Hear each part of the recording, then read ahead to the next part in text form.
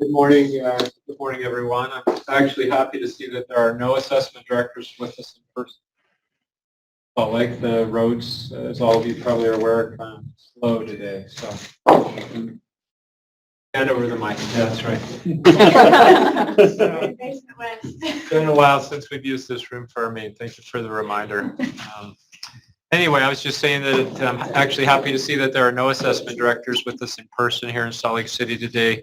Hopefully everyone was able to get safely to their destination.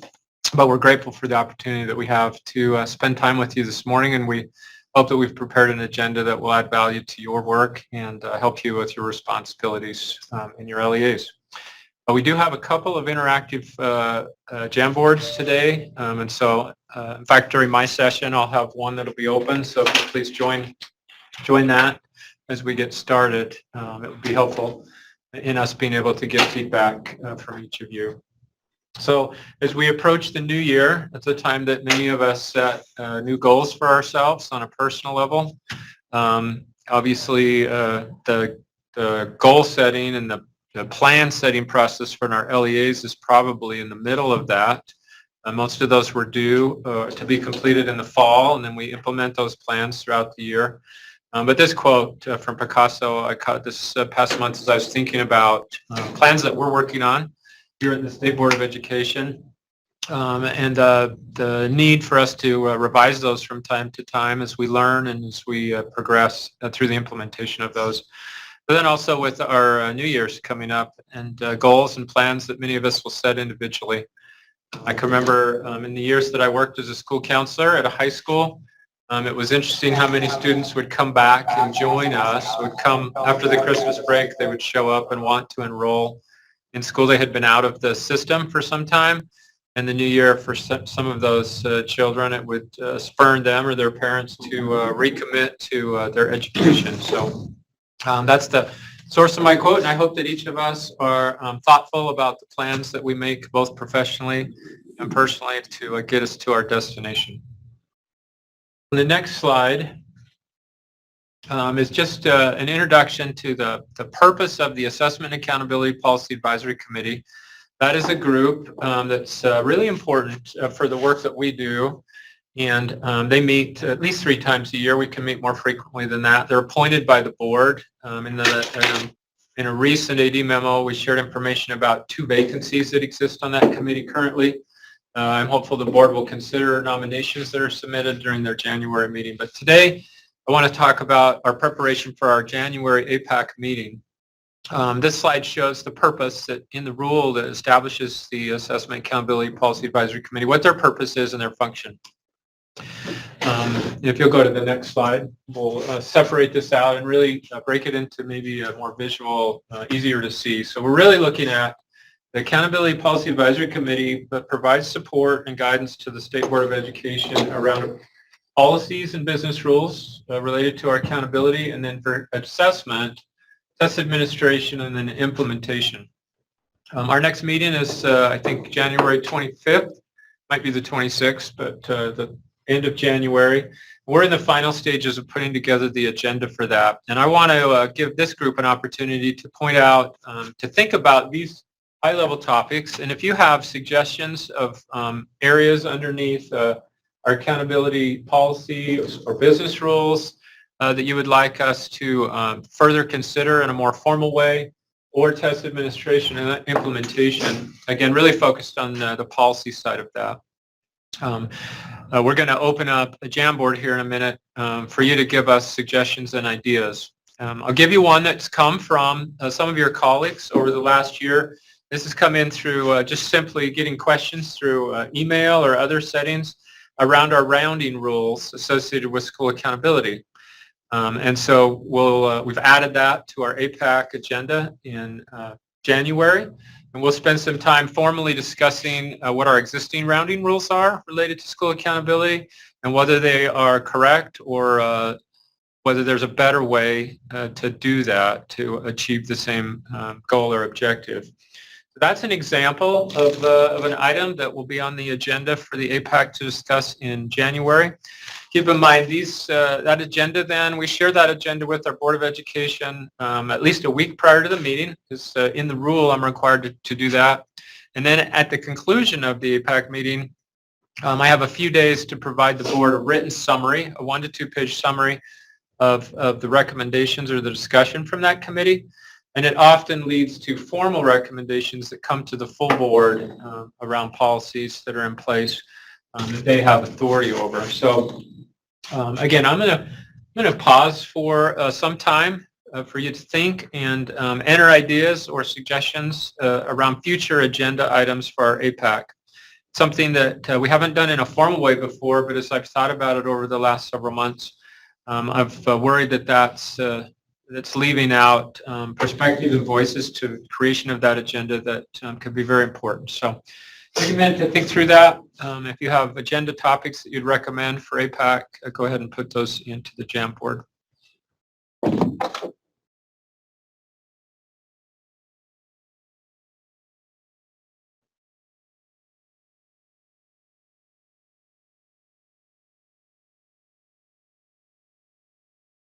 While you're thinking, I'll share a couple of more examples. We recently had APAC provide guidance to the board around exit criteria for our students learning English. And that eventually worked its way through the process, and you saw that in the recommended edits or amendments to the Utah Consolidated Application, or the ESSA plan. And then it went through a public input period, and then that's been approved by our board and has been submitted to the U.S. Department of Education for consideration of approval. And that's an example of sometimes these agenda items come forward, and it takes a while to get from the beginning to the end of the journey for these. And other times, so another recommendation APAC made that was able to implement much quicker was related to the calculation of student growth. We previously have used we use an index system, but we had used growth targets, an index mechanism for that, and there were changes made around that that were implemented during last year as we came out of the pandemic, and APAC recommended that those be implemented permanently. And so that's another example of a policy issue that went before APAC. Well, thank those of you who are putting in ideas and suggestions. Thank you for that. Some other of our colleagues have favored or liked those recommendations.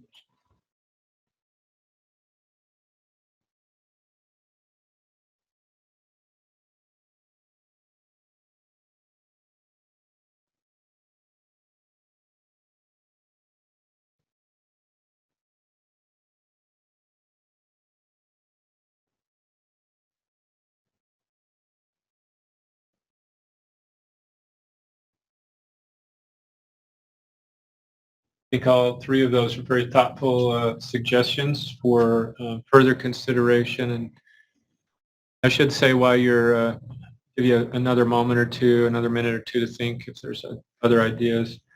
Should point out too, we have a technical advisory committee. The state board does as well, and they typically meet the same period of time as our APAC. Usually the TAC meeting occurs over the day and a half prior to APAC.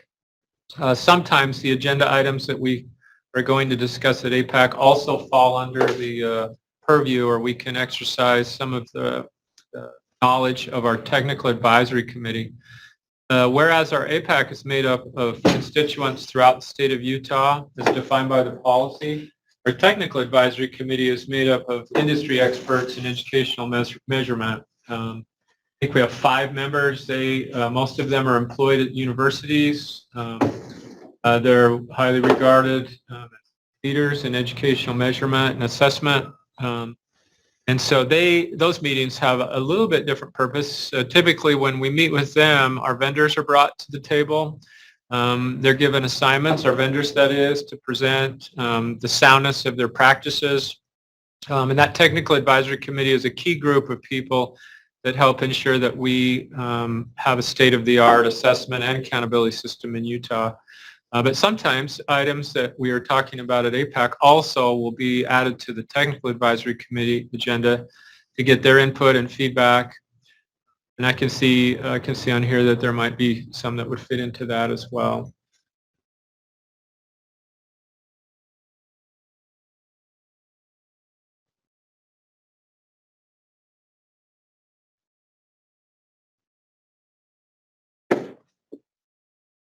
So on the last comment, well, not the last one now, but the one about pending decisions that APAC's going to consider and potentially vote on, sent out to all ADs prior to the meeting.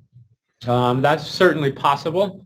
The policy for APAC, it does not bind them to use the feedback that the ADs provide, much the same way as feedback from that technical advisory committee that we bring to APAC. They're not bound by that in their recommendations to the board, but that's something that we certainly could consider and could do as well.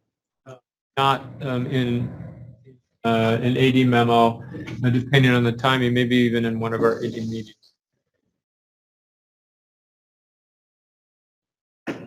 Accountability stuff there. All right. Well, thank you. If you have thoughts that come to you outside of the time that we designated for that here, feel free to reach out to me through email or give me a call. I think that concludes my part of the presentation. And again, I'll just express my gratitude to each of you for the good work that you're doing in your LEAs. Maureen, we'll turn the time over to you and remind you, like I forgot, stand under the green light.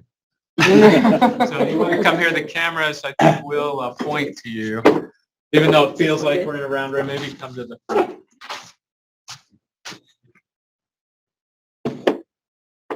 All right, so I just have a quick reminder about WIDA and ACT. The pre-ID files have both been uploaded. We have completed our work with that, so any further student rostering changes will need to be made manually by LEAs, and I'm sure Megan and Scott would be happy to help you if you aren't sure how to do that. So I turn it over to the next person. And as always, if you have any rostering questions, feel free to contact me. I'm here for you. Hey, we're going to have a little bit of a discussion today about active proctoring, and when we talk about WIDA today, a lot of that will come out as well. But one of the questions that we have for you is, how are you doing your training and monitoring active proctoring in your schools and within your LEA? Give us some specifics that you're using. I will go back and click the slide so that you can add it to the collaboration board. We're going to talk a little bit about active proctoring, and I think there's a green light over my seat, so I may stay there because I'm running the near time. It's a little difficult. So see if anybody can't hear me, just let me know. I can talk really loud.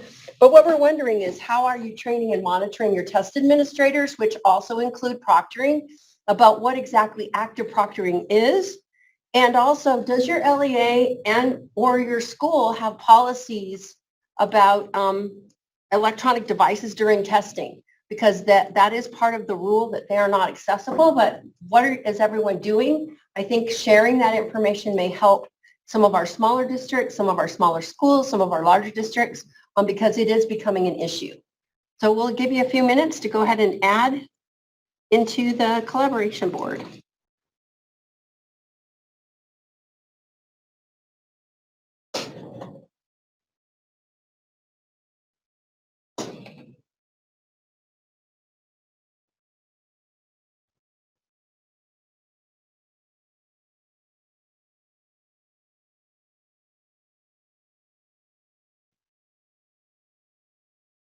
And those of you who do have some policies, you may want to discuss what you actually do. What are some of the things that you talk about or instruct students or your proctors about as well?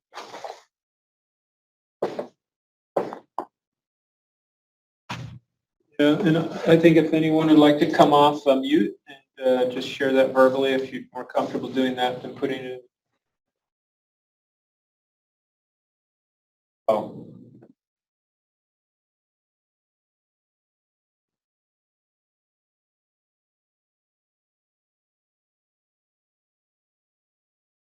noticed one of the LEAs is requiring that school test coordinators work with their administration to develop specific procedures regarding student personal technologies, and they're going to have to submit those procedures to them.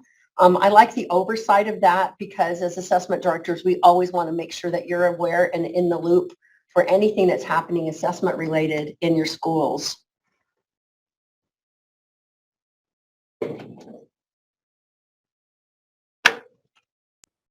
Kim, this is Katina. You came out years ago and did it for us for a couple of years, and we've continued that training, updating with whatever current information is on the website. And so we use those slides that, are provided on the USBE website. And we're such a small school that I get to be one of the two proctors in the room most of the time. Thank you.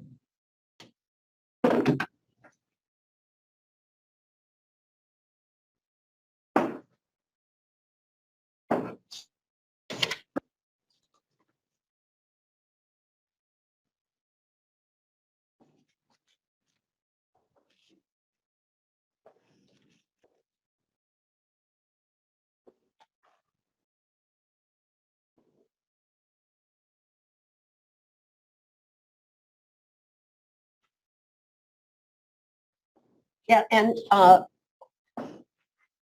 someone also brought up, I can't see everyone's name, nobody else can. Somebody else also brought up the medical app situation, and that is something to be really aware of, that there are students who use their cell phones to monitor their insulin pumps, or for other medical device. And if they have an IEP 504 accommodation for that, it's really important that that is not only honored, but that the proctors are aware of it. And that you may have to have a specific training for what they do with those phones. And Tracy Gooley and Jessica Wilhelm would be great people to reach out to if you have any questions about that. But that is a really important thing to remember, that you can't just ban phones. If you have a student who's insulin dependent or uses their cell phone for a medical device and has their IEP 504, that must be honored. But that's also a situation where the proctor has to be involved and trained in that as well. So with that, Kim, Yeah, thanks, Tracy. if the student is required to have that underneath one of those titled programs, you could be in denial of FAPE and find yourself in due process if you deny it. So don't do that. I knew Tracy would bring up FAPE, so that's why. Just don't do it. Just let them have the phone. When in doubt. Don't take pictures with it, but let them have. Oh, good. And I like to see that some people have added that they do go over the medical device in their active training as well. So thank you for that. I'm going to go ahead and click on the next slide.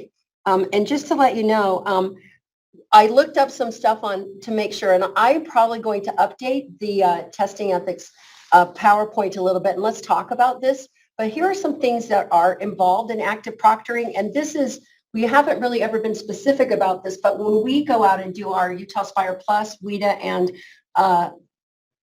RISE assessment observations, these are some of the things that as observers we're watching for. Remember that it's not a compliance situation when we come to do assessment observations, but these are things that you probably want to make sure that people are aware of. Number one is that well-lit, well-ventilated, quiet testing room. One of the issues that we found last year is that students were doing makeup tests in hallways during passing periods and things like that, because with so many schools having one-to-one devices, it hasn't been, now there's, you don't have to just go to a lab or go to the library. But I want you to consider how difficult it would be to take a test in a hall, particularly a test that requires you to speak or listen. And that is a situation, and it has been reported. So we need to start thinking about where. You want to make sure that you're following that plan. And the reason why we brought up, what is your plan is there needs to be a consistent policy in every single school about how you handle electronic devices during testing. We're not talking about classroom level decisions, but we're talking about during testing. How are you doing that? At the very minimum, they must be turned off. They must be inaccessible to students. So if you feel reluctant, taking them and putting them in a basket or whatever different policies, we highly recommend you make sure that they're turned off, that they're put in backpacks, and the backpacks are put somewhere else away from where students' desks are, because students don't like to turn their phones off, and they do go off during testing.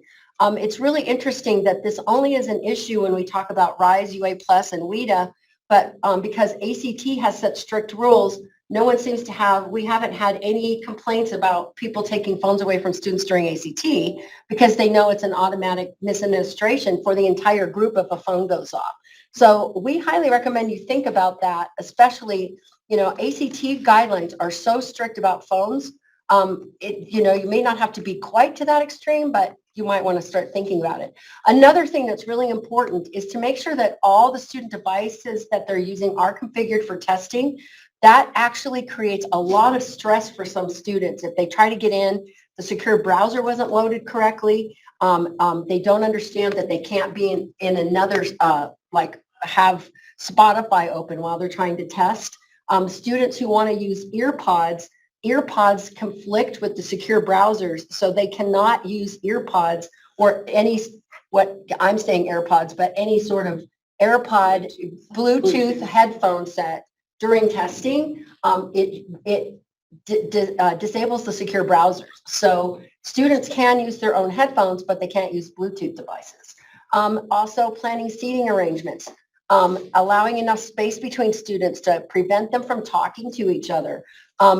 That's one of the things that we have observed, and we understand that this, the classroom thing, but it's really interesting to us when we're observing sometimes how many students, the minute the teacher is, even who's actively proctoring walk around, the minute they turn their back, we see kids talking to each other all the time. So you want to make sure that every student's clearly visible at all times, which is why the rule says 2 proctors in every classroom. Now, we have been really lenient with that idea with, as long as you have a roaming proctor who's taking care of, going from classroom to classroom, and you have always have one active proctor in the room at the same time, it's one of those things that if you know that you're having difficulty with this in your school, it may be time to start looking at, do we need to actually have 2 proctors in the classroom at the same time? It's required for ACT. And so that's one of the things you might want to think about. So that's one of the things you might want to, to look at. I don't think I have any comments in the chat. But if anybody has anything they'd like to say, feel free to put in the chat. And if you have any questions, please email me. We're trying not to sound like the compliance Hal has a police, question. but we are happy. So go ahead, Hal, what's your question? I appreciate the way you're talking about it right now in more of, here's the minimum, and then here are best practices, and the closer you can get to this ideal, the better. I really don't find the testing ethics and everything else balances the way you're talking about it right now. I think there's some big places of incongruence on what has to happen and what is the ideal. I just think I find it helpful the way you talk about it. Versus it seems to be overly rigid in the other documents. Just a comment. Okay. I can add a little bit more of this in there, but when you say overly rigid in the other documents, I'm not sure. Wait, can you kind of clarify that, Hal? I'm not sure. The 2 proctor thing, I get 20 calls every year on the 2 proctor thing from a testing ethics. Absolutely. And then you say what I tell everybody, but it's not in writing anywhere. Well, that's because the policy actually says 2 proctors in every classroom. But we understand. Yeah, it's unfeasible for the 6th largest district. My district, it's not feasible. Yeah. But I could have people monitoring and going in and out of classrooms. But I mean, maybe I'm the only one, but I just don't have extra people in every room. I don't know how to do it. Okay.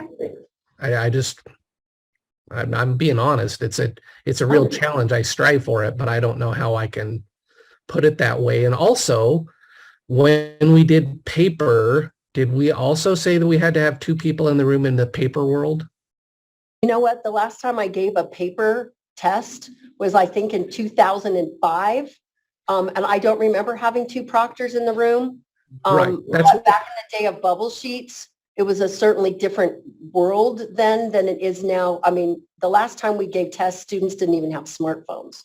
So right, but it feels like the professionalism back then was better than the professionalism now, because now we're requiring 2 people. And so it feels like we don't trust the educator Whereas before, we did trust the educator in doing the right thing. I think So where that that's what I came mean. from. I just, Yeah, no, that makes sense, Hal, and this will be my Yeah, opinion, thank you. and feel free to add.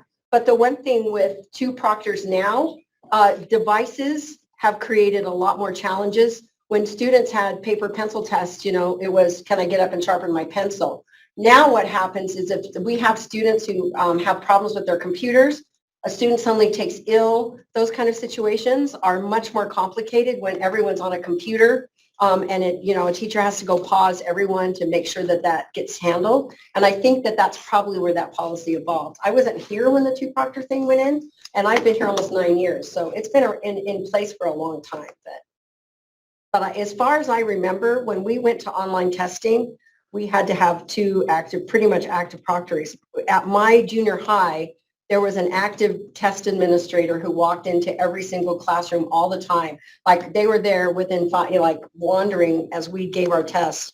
Every 5 minutes, somebody else was coming in and double checking while we were testing. Not for professionalism, but just to make sure that everything was going okay.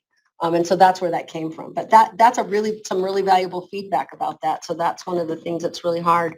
Yeah. I think, Hal, what I hear you saying then is that testing ethics policy is really clear that two proctors are required to be actively involved in proctoring. And and maybe I'm inferring with your comment, that'd be something you might recommend that we consider having the board re-examine.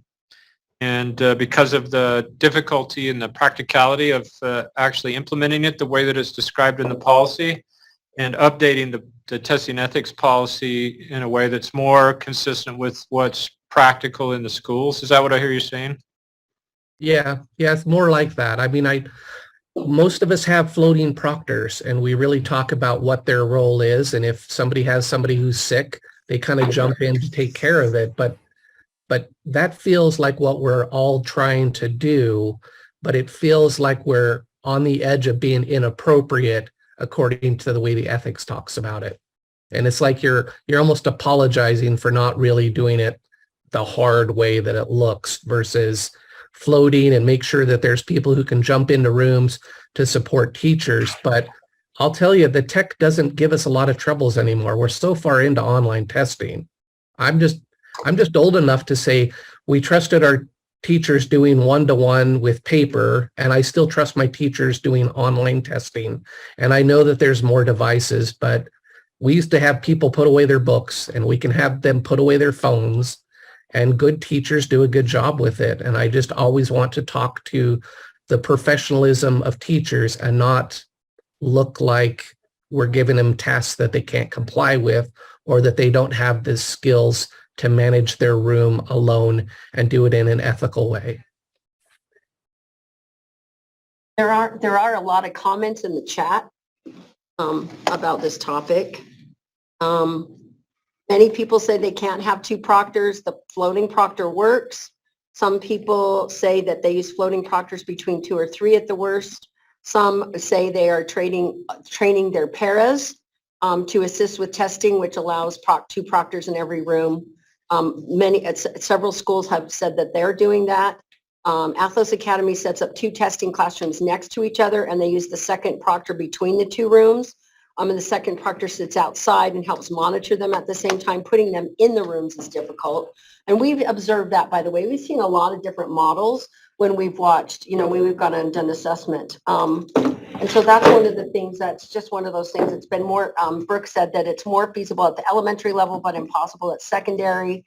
And some other people also train 1 or 2 of their administrators in service floating proctors as well.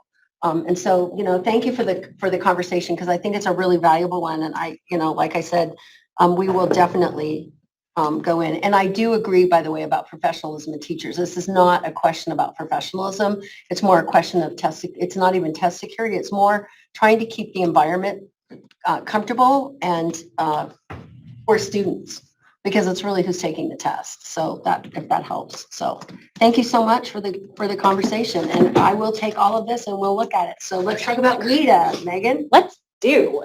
All right. So just want to point out, if you can't tell, we all have beautiful holiday themed shirts and sweaters on today. I wish the camera could zoom in on every single one.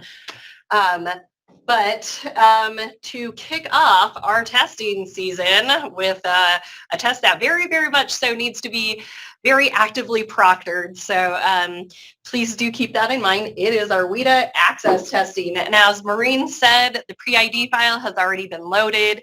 As of the 5th, you should have been able to see all students that were loaded into WIDA AMS, and you can start setting up test sessions. You can add students. Everything that you need to do is all available. Also, please be aware that you will be receiving your materials right after the holiday break. Districts had an opportunity to request later shipments. Do note that whoever your shipping contact is for your LEA in AMS, they will be the person that will receive the UPS shipping notification, so you can track that shipment and make sure that someone is there to receive the shipment. So just keep an eye out, check spam, all those good things for that UPS tracking email. And then on the 3rd of the new year, you can order more materials. We do know that obviously since the pre-ID file was loaded, enrollments change, so you might need to order additional materials. So you can start doing those ordering right when we get back. And the shipping, the turnaround is really, really quick. I see a hand from Elise. Lori has a question in the chat. Do we need to add students who are taking alternate access on paper so we can show their accommodations in AMS? Yes, and for that student to actually receive a score. Yes. So any student taking the test, whether it's paper-based, so kindergarten, alternate, anything, they have to be added into AMS. The window for testing starts on the 5th. It goes for 2 months. So it goes to the 3rd. I noticed when Darren was discussing APAC that there was a comment regarding the testing window for secondary schools is way too short. I was curious if whoever made that comment, if you want to reach out to me, we don't make you do just 6 weeks within that 8 weeks. You get the entire time to do the testing. If you are having difficulties, come and talk to myself or Ann Michelle, and we can help work with you on testing schedules. And I noticed there was a comment regarding 5 students at a time. That's the recommendation for just the speaking domain, because otherwise it gets a little bit too loud when you're in one room and a bunch of students are speaking. Just reach out and we'll be happy to help you troubleshoot and think through how do we get all the students tested in this 8-week window. And honestly, we invite any feedback. How can we improve the process for you? If our 8-week window is turning out for WIDA access to be of concern, give us that feedback and let us know why so we can help you. And then the deadline for shipping materials back is the 13th of March. Okay, I had to think. I was like, wow, this is very far away, but it's so soon, all at the same time. You do not have to wait till that date. They actually very much encourage you to start shipping materials back as soon as you're done. So you don't have to wait. Send your stuff back as soon as you can, okay? There is a link in the slides, so just refreshers. We're doing training webinars this week. Reach out. We're here to help you, okay? So, all right, new change for this year. And I've actually gotten this question, and I didn't know that this was a change until someone, I love how my X did not line up. Everybody just imagine that X was over the 3 zeros, okay? You don't need to add the 3 preceding zeros, okay? That's so funny to me.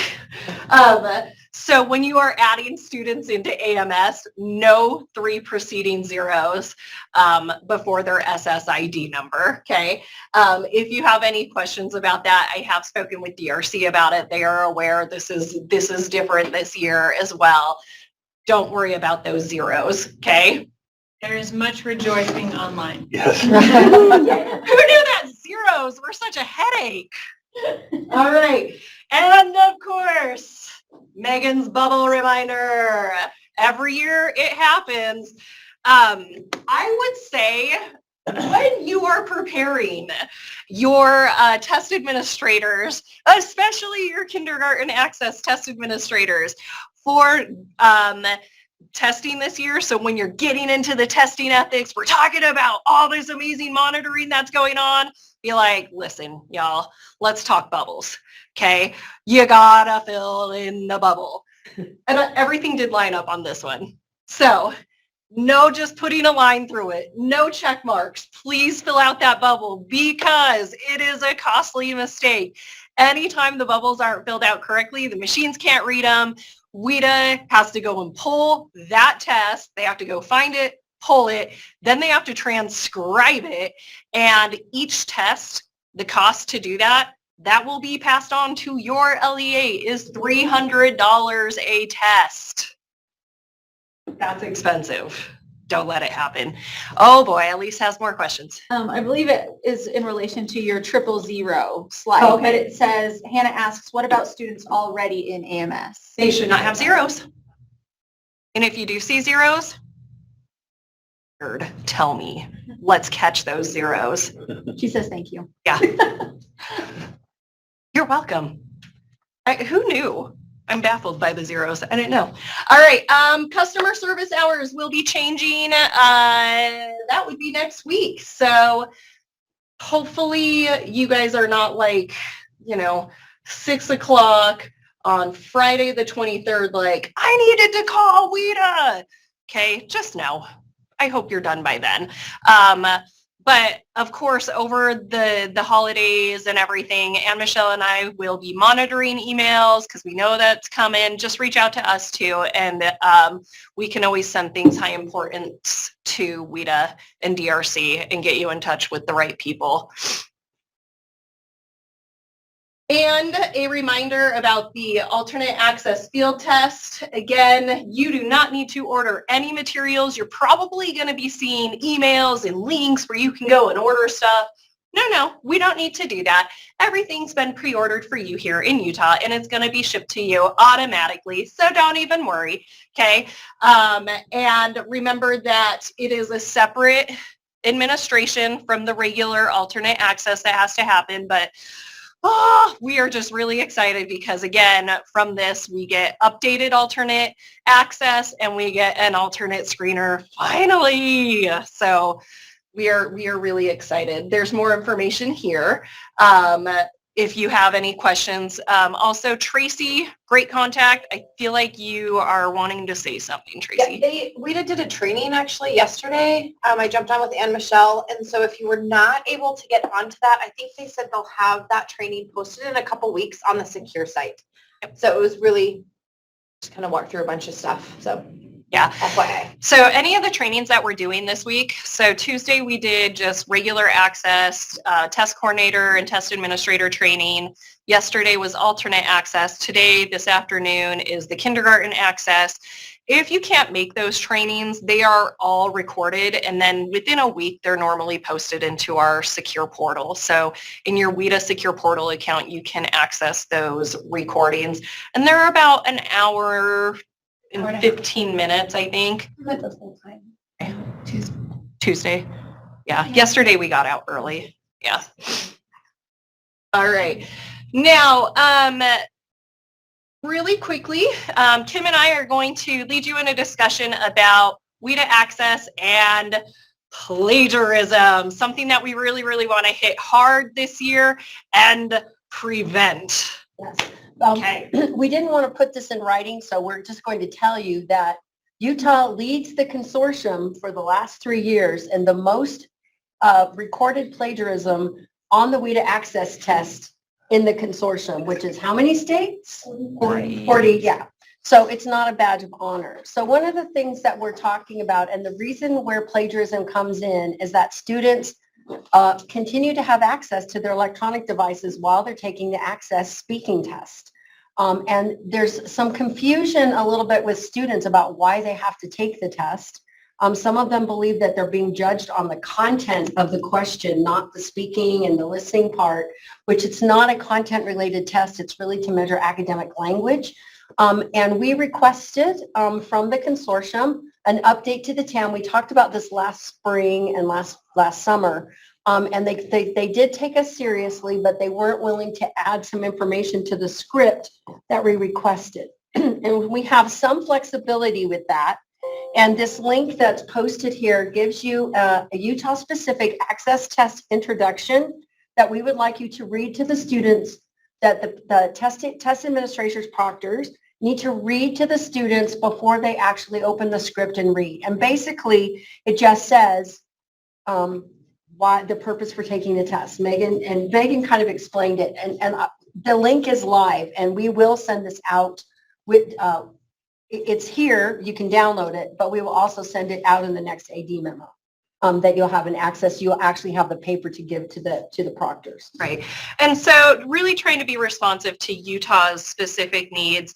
WIDA did listen to our requests. Ultimately, they didn't want to add to the script, but we still feel like the purpose for testing needs to be made clear to the students, but also the expectations of no electronic devices.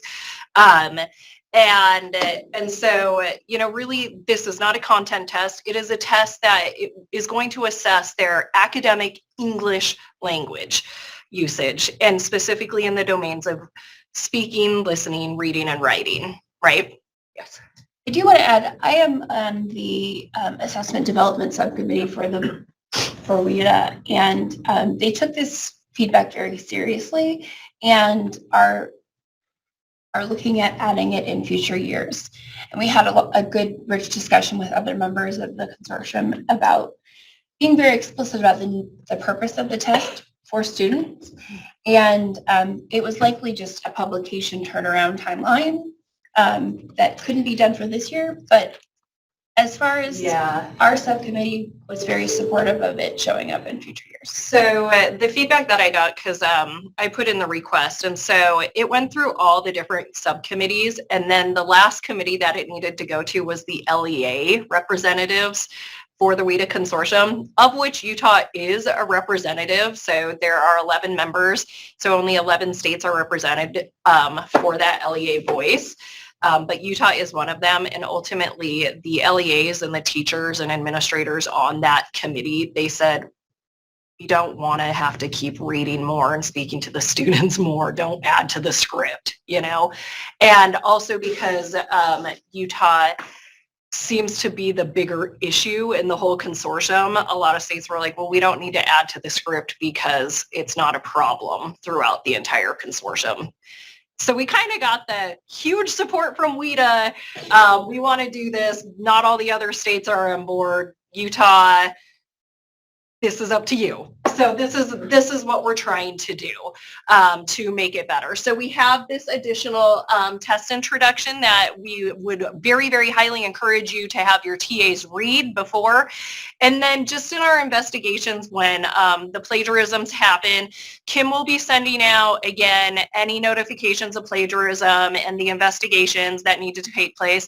We will tell you the stuff that was investigated and found out. Boy, students are creative. Holy cow. Students had burner phones. Oh yeah, here's my phone. I'm going to turn it in. But they have another second burner phone in their pocket. Students had AirPods in their hoodies hidden, and then they just put their hoodies on and they're hiding in their hoodies and listening to things. They had, smartwatches where you wouldn't think they would have a smartwatch, or they had, I need to go to the bathroom during a break and go look things up in my locker, or my phone a friend, waiting for me in the bathroom. We heard everything, and we were just like, wow, the creativity is insane.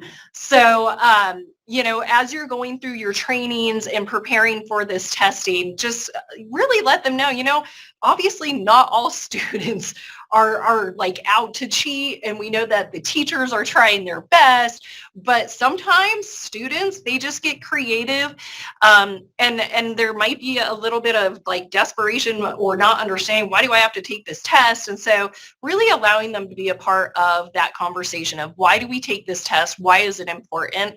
And just letting them know this is directly tied to your rights as a student. This lets us know if you are being served appropriately and being able to access content in language in your classroom so you can learn what every student has the right to learn. And because this is a Utah specific little addition to the actual standardized testing script, it's perfectly fine to have that discussion. Like if a student said, I don't understand what academic vocabulary or academic language means, there are no rules per se as far as, the script for WIDA basically leads them to what they have to do to take the test. This is more the purpose of the test and to make sure they understand that electronic devices are not allowed, period. And it's really, like we said, the monitoring of the smartwatches and the phones and the tablets is really a proctoring issue.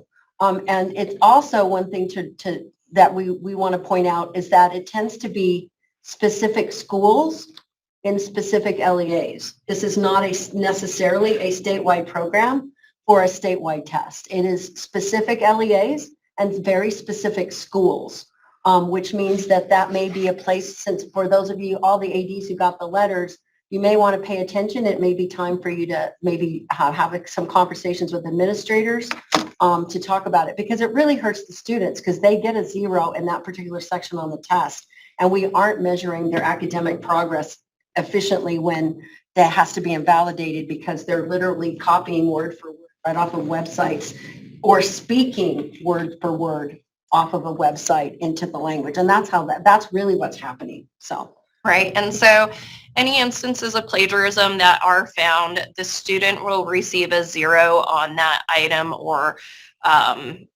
cluster of items. It won't be the whole domain. Utah has elected to only invalidate the plagiarized items, but not the entire domain. And another thing, Joan, thank you, Joan, for your comment in the chat where she said that most of the students they worked with last year did not purposely think they were cheating. And where the confusion comes in, and we maybe we'll adapt our script a little bit, but I will bring this up because it didn't hit me till just now. Where the confusion has come in with some of our students is that in class and instructionally, they're encouraged to get on their phones and use Google Translate and try to figure out what the words mean. And then they're given a test where they're not allowed to have access. And so there's a little bit of a disconnect there because instructionally, we want to see that progress. We're encouraging them to use these devices to help them access their content. On this test, they're not allowed to do the same thing because we're trying to measure the progress that they've been making in class while they were sometimes using those devices. So that may be where the disconnect comes in. And that would be something really specific to make sure that they understand what the difference is. Okay. And I think a lot of this, you can start to really just mitigate it when you have the students get in and do the practice tests, right? That's the time to really just say, okay, when we're doing the speaking, when we're doing the writing, these are the expectations of how you're going to engage with this test, right? And also just really allowing the students to practice with the test because it is a very different test. So again, let us be support for you. Let us be your thought partners. If you have feedback, let us know. We're here to help you. I know the next time we meet, we're going to be in it and it's going to be awesome. It's going to be great. Utah is going to give that #1 spot away, right? This is the one time we're not going to be winning. So, The World Cup of WIDA. we don't want to win this World Cup.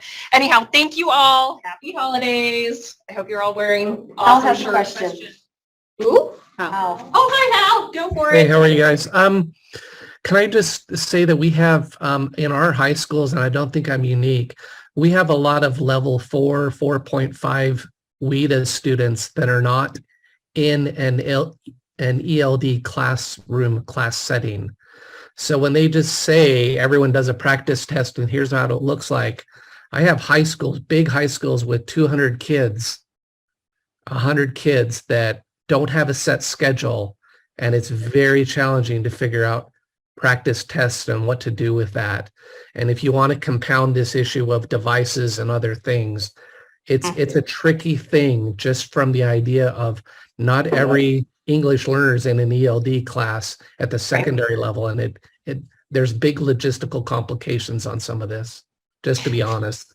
Yeah, no, thank you for that feedback. I have a couple of ideas to help maybe in situations like that, but again, reach out to Anne Michelle, Kim, and myself and talk to us about your unique situations and let us help you come up with what are some plans, what are some ways that we can get students interacting with the practice test, because the practice test does not require an actual proctor.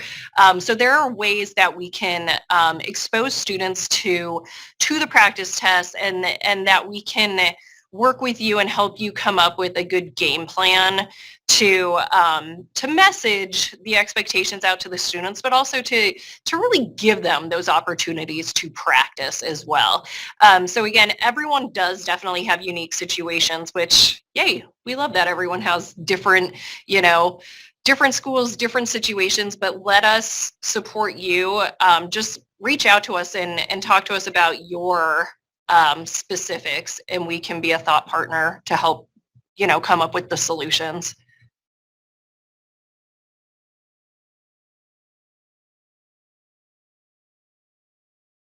Anyone else? Okay, she's situation isn't. oh. We have the same issue. All right, so unique or not, similar, we're still here. Okay. Maybe what we could do is at an upcoming meeting, spend a little time providing where you could provide some of those ideas that you would have worked out with Hal and Kay and more broadly with the group. Build some time into a meeting. Are we doing a memo next week?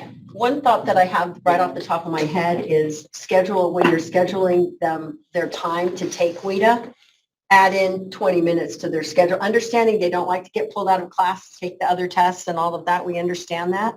But rather than do the practice immediately before they take the test. There aren't any rules about you can't take a practice test, then log off and then take the test. And just build that into your schedule time where they're going to go in, experience the test as a reminder, and then they can take the test. And if the students appear to be pretty proficient with the practice test, again, going back to proctoring, they would be allowed then to go ahead and just move into the test. So that's one thought I have right off the top of my head. Because a lot of times, especially when it's a situation where they're not in the class and it's a pullout, just build in that time in the schedule when you've already scheduled them to take the test anyway. And we realize there's some obviously time sensitive stuff because the testing is coming up, but Anne Michelle and I can come up with some pretty quick guidance and email it out in next week's AD memo for you to share with TAs if that's helpful. For, hey, here are some suggestions on how to get students to practice when there isn't a specific class to actually practice in. So hopefully that'll help in the meantime. So expect that guidance on Tuesday. Sorry if I'm making you work on a Tuesday that you had off. All right, for Apple testing, the window is closed, but we are still allowing for rating reviews. So just as a heads up for you, if you had any last minute rating reviews that you wanted to have submitted, they need to be submitted no later than your close of business tomorrow. These rating reviews can be submitted by teachers or LEA level users. You will need to include the SSID, the testing component, and send it to the applehelp@languagetesting.com for processing. But understand, because of the close of the window, any rating reviews that you are submitting currently, if they come back to you with a UR, the student will not be reissued the username and password for a retest. For reporting, just as a reminder, when you log into your client site, there are 3 different types of reports that you can produce aside from your individual student reports. There's the national report, the school report, and the teacher report. And each of these has an individual feature. For the national report, I can hear myself. It's fancy. It's going to allow viewers to see the national average compared to the school that you are viewing. And that national average appears as those little tiny orange dots that you can see that are embedded with the bar graph. Next slide. The school reporting is going to allow viewers to see performance of individual classes within a school, so you can compare if you have a larger DLI program with multiple grades or multiple classes in one grade. And then the last one, the teacher report. This one is you have to filter individually, and you're going to be able to sort it by the teacher's cactus, and then you can filter by language and grade level. Next slide. And there you go. That's what we have for Apple. For UTIPS, just as a reminder, as we are, some of you have switched if you're trimesters, but if you are a semester-based school for rostering, just to understand that UTIPS is unavailable the first about 48 to 72 hours as those classes roll over. So if you're just coming back after winter break and teachers are saying their students are missing, this is probably the reason. Give it 3 days before you contact us. This is probably why. But if after that 3 days you still have kids missing, please let us know. You also want to double check your uploads to make sure you don't have stale or Your submissions. errors, as Maureen will tell you.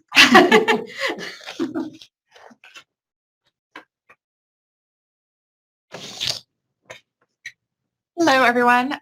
Just a reminder, we are in our middle of year testing window for Acadience reading and math, and goes through January 31st. All students grades 1 through 3 need to be assessed, and then make sure you are putting in your codes by February 28th. If you have questions about that, please reach out to either Jared Wright or myself. And then we do have those remote administration guidelines, so please take advantage of those. And we'll send those out again in the AD memo next week. Next slide. Just a reminder about Acadience data and transferring that when students are moving from one school to another. So if students are moved from an LEA that uses Amplify to another LEA that uses Amplify, those scores do transfer with that student.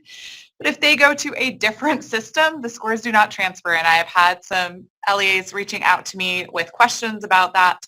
So as the school where the students came from, it is your responsibility to make sure that that Acadience data gets transferred to the new school.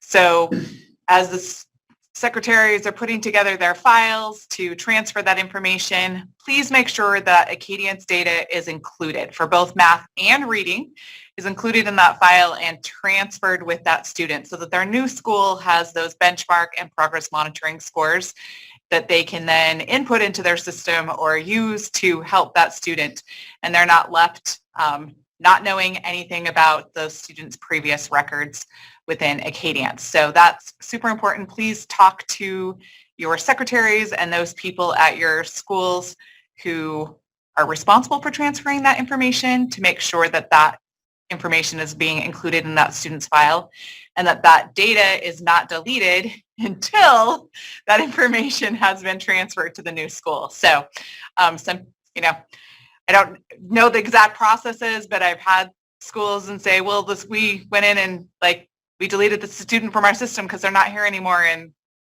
it's really difficult to get that back. So please make sure that happens so that we can provide the best instruction for our students. I'm back. Okay, I just decided everybody needed more steps, so I organized the slides different this time. I bet I get to walk back and forth for UT Aspire Plus too. So for our spring 2023 administration training, it is scheduled for Wednesday, February 15th from 1 to 3. You can currently register through Midas.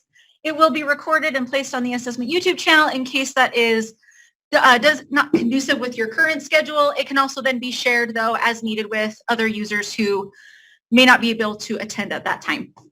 So know that that is ready for you and available. Next slide. Okay, before I switch it really quick, Ben had a question for Teresa. Oh. How does that work exactly? Are schools expected to print off scores for every student and put them in their file? We won't necessarily know if the school they are transferring to has access to Amplify. Yeah, so that would be, you would need to print off those students' scores and add them to their file for that student when they transfer. Yes, because you're not going to know where they're going. And that's part of the problem is we have 3 different systems that schools use within our state. So yes, I'm sorry to say that that does need to be added to that, but we want to make sure that that data gets transferred for that student and isn't lost. Can you The guys next hear me question. okay? Yes. So just a follow-up question to that then, just to make sure I've got it right. So for our 20,000 some odd first through third grade students, we're going to print off scores at beginning, middle, and end of the year windows and put them in their CUME files in case they transfer to another school that doesn't have access to the same system we're using. Do you kind of understand where I'm coming from there? I would not go that route. I would go when the student actually transfers to a different school outside of your district, right? If they're transferring within your district, then you're just fine. But if they transfer outside of your district, that point, those scores need to be printed off and added to that student's file and sent to wherever they're going. So I would not recommend doing it for every student at 3 times a year, just when they're transferring. So then it needs to be part of the process for when a student withdraws, which means Yes. then that like a school registrar or main secretary would need access to that information on Amplify. Yes. They Okay. would, or they work with the person who has that and you put a system into place. So the person who is managing your Acadians will then be contacted by that secretary and forward that information to the secretary. So however you want to manage it at the LEA level is up to you. Okay. That's still not a small ask, but we'll work on it. No, I agree, Ben. Fortunately, we don't have relief on the short horizon. When the contracts expire and we move forward with another RFP, perhaps we can make some requirements in that RFP that that could address this. But you're correct. It's not a small ask currently, but it sounds like it's something that's created some problems without having a process in place where the data is getting put into the student's cumulative file when they move between LEAs. Yes. And one question is, will this ever be just digital? If we have one vendor. If we have one vendor, yes. Yes. I didn't know if you could. Yeah, I mean, we don't know that exactly because we have 3. So unfortunately, data has not been transferred for students and has been lost. And I've had LEAs reach out and go, we don't have this child's data. So then they have to just give a progress monitoring probe. It's just not as effective and they've lost all of that prior information if the student's been receiving interventions, at what level they're at. And I do realize it is a big ask for that, but in the best interest of our students, it does need to happen. Andrew said, or if the state has the scores and they can be displayed in the data gateway.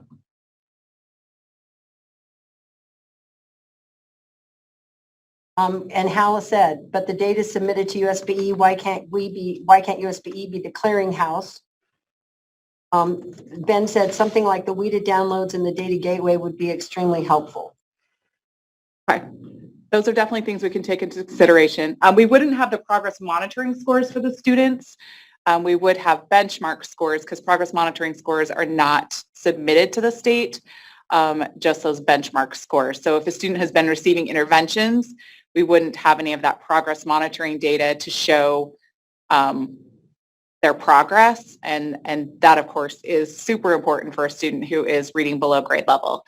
But as far as benchmark scores, we could look at that. Somebody else said, is this math and reading or just reading? It is reading and math for both of them.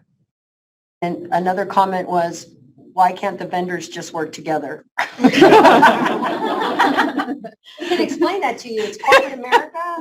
They are We wish. And then another comment, Andrew said, I'll second Ben that this is not a simple ask of districts, given that the folks doing the records request do not generally have access directly to Acadians or any idea how to pull them. And then Ben said LEAs can progress monitor anytime we do, every time a new student moves in for whom we don't have data. Hal said we need a USB-E solution. It's a big burden for our schools with mobile students. And Joan said, I'm going to echo that. I don't know how we would accomplish this in a large district. So clearly we're going to have a discussion about this. I don't think it's, I don't think it's going to get resolved today, guys. Yeah, and the idea that that we utilize the ELDP, the early learning application that we've been building, LEAs all have access to. Right now, I don't think there's a work around the functionality of individual student scores in that, but those are good suggestions for us to consider. And I'm sorry that we all laughed when you mentioned the vendors working together. That's just a reflection of many meetings we've been in that make that seem funny to us. Brett said it will be a burden regardless of district size. It's a heavy lift for our schools, and that's Wasatch, so it's small. So, okay. And Andrew said to go back with what you said, Darren, I'm working with some vendors right now. I share your laughter. Okay, and there is a question for you. There is. Which is, she wants to know, Christine would like to know if the training is for teachers as well. It can definitely be for teachers. Any RISE user is welcome to attend. As a reminder for your interim windows, those do close December 23rd. So any interim assessment that has been started before the 23rd needs to be completed, or they will be force completed. And that winter interim window will then open again on January 3rd and continue through March 3rd before the summative window opens. For the mid-year summative window that is currently open, similar to the interim window, it's going to close December 23rd, but then reopen on January 3rd. The summative assessments again need to be completed prior to the end of the semester or trimester course, prior to the rostering change that occurs. So ensure that those students are taking the test before their classes switch. And then just as a reminder, through the interim and through the mid-year summative, the benchmark modules are still available, and they will continue mostly for many of you through the end of your school years. They don't become unavailable until after June 9th. And then with your mid-year summative tests, anything that was started before March 3rd needs to be completed before March 3rd.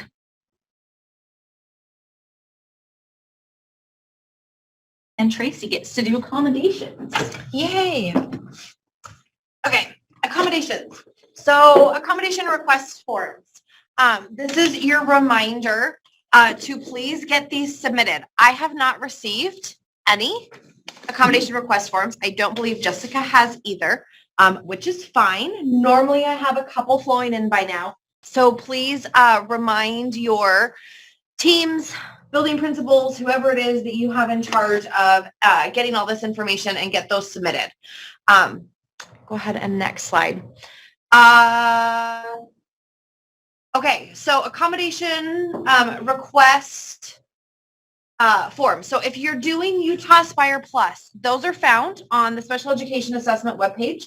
Those go to Jessica Wilhelm. So that is the same process that we've done in the years past. Reminder, RISE. If your students need Scribe or speech to text or any other assistive technology, those request forms get submitted through TIDE. Okay, so if you have not worked out a policy, who is going to be doing that? You need to do so now. You need to disseminate that information. I literally am in the middle of answering an email that I got just this morning from, it looks like someone in a building that has been told that students using speech to text gets an automatic 1. Okay. For how long have I been doing this? Almost 7 years come January, friends. Scribe using speech to text dictation is an allowable accommodation. Students will earn the score that they earn, right? They will receive the score that they earn. So please get this information disseminated down. If you need help with how to go in and submit those request forms through Tide, I've linked you here to the Tide user guide, and the assistive technology manual walks you through that. Please, please, please reach out to your special ed directors to get this information down to teachers. Okay. Can I add something, Tracy, Yeah. too? It's really important, especially with the new system with Tide. Remember that students who are using assistive technology should be practicing with this instructionally. So your benchmark modules, your practice tests are really important. And so it's a little bit alarming to us that we haven't received any accommodations, because the students should be utilizing those tools already. I mean, it's December. And if I haven't gotten the request to turn it on, students aren't using them. So if you're delivering benchmarks or interims and your students are supposed to be having this, you're in denial of faith, because you cannot turn this on. It has to be done through the state. Can we have a Second time I've had to drop that today. We're going to tattoo that on the vape sign. Right, the vape sign. So anyway, so please get those to me. So this just kind of gives you that screenshot, walks you through. I presented this earlier this year, what that looks like in Tide, those assistive technology and scribe request forms. Okay, so get those in. And then that reminder, we do have, we go back a slide, if you can. Oh, geez. I don't know if you can.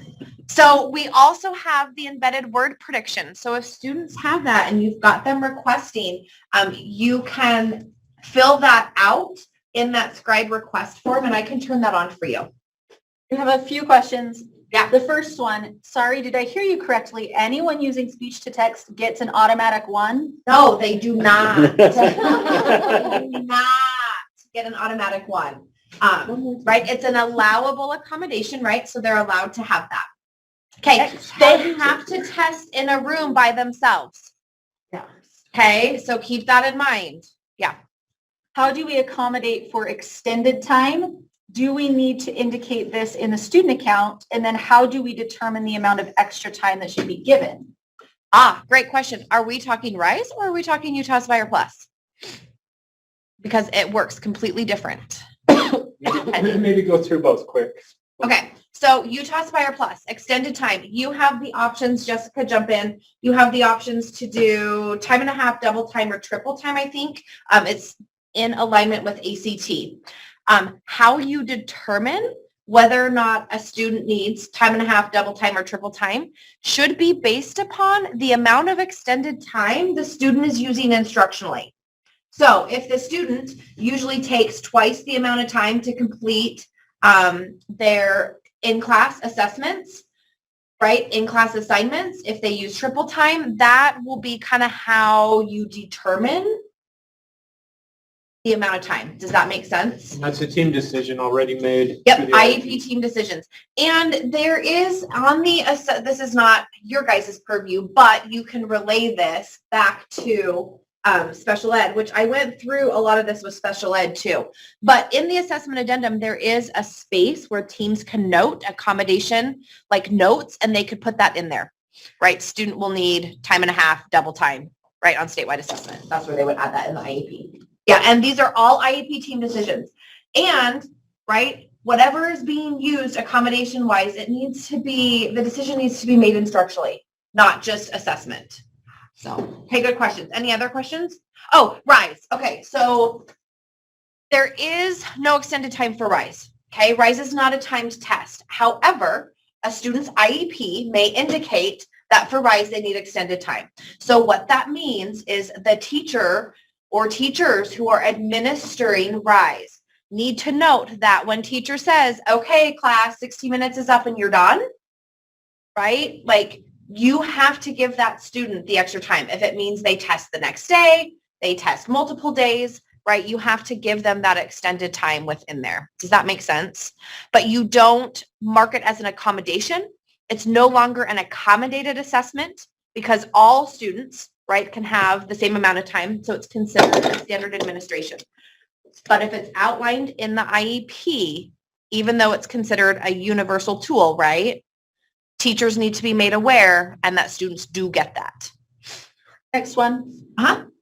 Can you explain why USBE chose to take on the authorization of accommodations, just knowing that human nature and procrastination sometimes go hand in hand? Great question. Here's the deal. Like, I don't want to be the gatekeeper of things, but for some things we do, one of the reasons why we've requested it is to be able to know which students, which teams need this so that we can get the appropriate information and guidance directly to those people so that it's being administered correctly. Okay. So it's not that you're going to send me the request and I'm going to necessarily deny it, right? I'm not part of the IEP team. I don't get to make those decisions. Now, if you send me 20 requests, I'm probably going to head to the school and we're probably going to have a conversation, right? And we're probably going to dig into IEPs.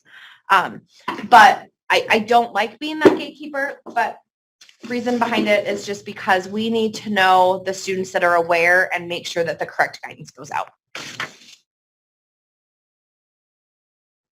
Good questions. Okay, so please get word out and down. Please give those slides directly to your special ed directors. That would be fantastic.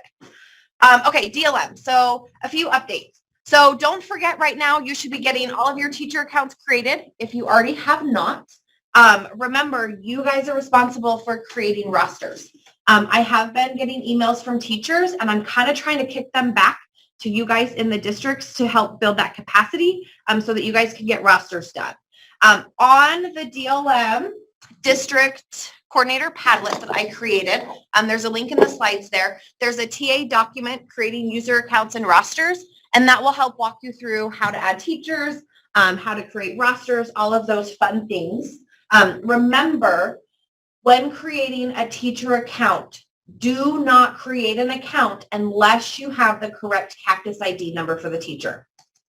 Okay, if you don't have that and you go in and you add the teacher and then you come back later to try to do that and the teacher's already in the system at another school, then we kind of become, it's a stopping block. You have to get in touch with me. We have to track down both accounts and DLM has to merge them.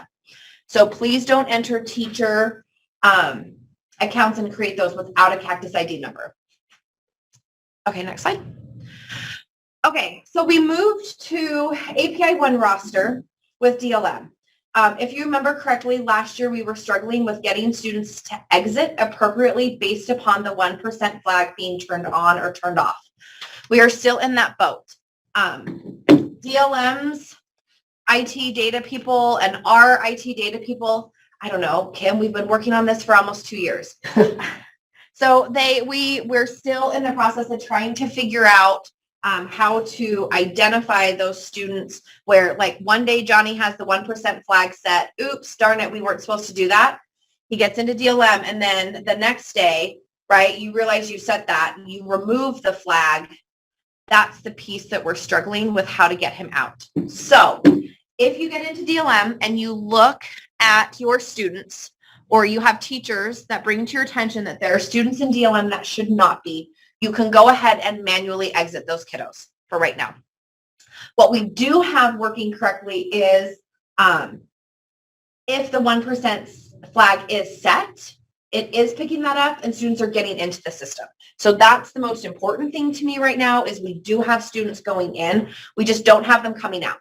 So you got a couple options. You can either just not roster them, leave them. I don't care if they're not rostered, they won't get tested. Doesn't matter to me. Or you can just simply manually go in and exit those kiddos. And you'll find information on how to do that walkthrough steps in that same creating users and rosters document. Is that it? Oh, I have one more DLM teacher training coming up in Provo on January 20th. So if your teachers still need to get in on that, please have them register. There's the Midas course there. And that might be it. Might be one more. Oh, just giving you Padlets again. You can give out to teachers, and there's the link to the DLM Padlet for yourself. I think that's it now. Yes. Okay, email me if you have any questions. It's now the ghost of Christmas. Future pause. What's the third one? Future. Okay, so for Utah Aspire Plus, really quickly, there's not a slide for this because this decision was made yesterday and it was scheduled and all finalized. So our tech coordinator training with Pearson for Utah Aspire Plus is going to be held January 11th at 3 p.m. I will get the Zoom link and things like that in the AD memo so that you can either pass it along to your tech coordinator, or some of you are the tech coordinator and then it's just there for you. But I wanted you to have that information so you could get it calendared. Again, that's January 11th. As a reminder, our Utah Aspire Plus administration training will be held on January 18th from 1 to 3. You may register through Midas with that as well. Again, it will be recorded. It can be shared. It can be for any Utah Aspire Plus user, so teachers, LEA level users, but understand that when I share those, I do it from the LEA level access. So things that are available to you are not necessarily available to like a teacher level or a proctor level. So just be aware of that if you choose to share it with teachers or proctors, that some of it isn't as applicable to them as it is to you. Next slide. For the schedule of events, it is posted on the Resource Center so that you can access it, but I went through and just kind of picked out the few things that you might want to start looking at as we're moving into winter here. You'll want to verify all teacher accounts and make sure that they are up to date in PAN. To do that, you just log into PAN. You can select Utah Aspire Plus from the drop-down menu. Make sure that you're on the 2023 administration, because all prior administrations as well as the benchmarks are listed there. So you want to make sure that because this is for Utah Aspire Plus, you're in that specific menu group on that right-hand side of the screen. You'll want to add any new users and then delete any users that are no longer part of your LEA. Try to make sure that all of those accounts are finalized by January 16th. You'll want to complete your infrastructure trials by February 24th of next year, and then verifying your student enrollment and their accommodations by February 27th, so they are ready to roll at the beginning of March for testing. Hey, ACT updates. I started out with 2 slides and it kept growing. Things just keep growing. It's kind of weird. Did you miss the ACT online readiness testing training? Great. We have a recording. The link's been provided by Emily. Thank you, Emily. Emily's the best. So if you need to see it, if you want to go back and get a refresher, all of the hullabaloo that happened in like the 15 minutes of no sound has been cut off because Emily's great. And so it's a slightly shortened version, but it's all there. Also, I don't have a slide for this one either because I just got this yesterday. As of yesterday, every school has picked either online or paper testing, except for like adult high schools and schools that don't have any juniors. I think there was like 6 on the list. Union E Academy was one of those. We don't know if they have juniors or not. That's the I only don't think one. they do. I think they were, yeah, I think we're okay there. So good job, everyone, for getting at least picked on that. That being said, we have had at least 3 districts go to look at their schools and find out that they had picked paper, but they've been assigned online. And the ACT Help Desk has been saying, you need to change each one of those students manually, one at a time. And we said, no. Let me know if that's a problem for you. I will forward you with an email on to the people that handle our account with ACT, and they will move your entire class school body all at once and take care of the accommodated students also to make sure they're getting the proper test. Paul wants to know what % of ACT testing will be online this year. I don't know yet because I want to see first how many more districts have picked paper but got assigned online. And once I get those final numbers, I'll let everyone know. But the numbers have gone up. Initially, it looked like almost 2/3 of the schools in the state would be doing online, which is great. Fantastic. We love that. And so it looks like it's suggesting going up. This, you'll notice this one's highlighted at the top for January 20th because that date has changed. I'll let Jessica talk about that because I know she's online and she's going to talk about some accommodations. Snafus have been happening with ACT also. But that deadline to request accommodations and also the re-request deadline, like, hey, I don't agree, I think I should get this, has been extended out a little bit further. There's another online training. This one is more in depth. This one is being hosted by ACT. It's for all test coordinators, overview on how to have essentially a successful day testing when you give the ACT, whether it's paper or online. And it's pretty in depth, and I highly recommend it. I got to review the PowerPoint for that. You need to, now that the ID file of all the students has been uploaded, you need to verify enrollment.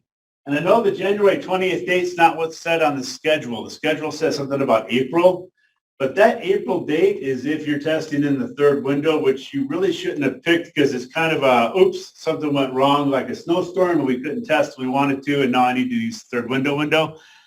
That January 20th deadline is a deadline from ACT saying if you have not verified enrollment by that date, any students that you verify after that date will not receive the barcode that goes with that test. You'll have to do a lot of manual entry instead. And so you definitely want to verify enrollment because you don't want to be doing a lot of manual verification later. So that's the date by the 20th to make sure that that's ready to go.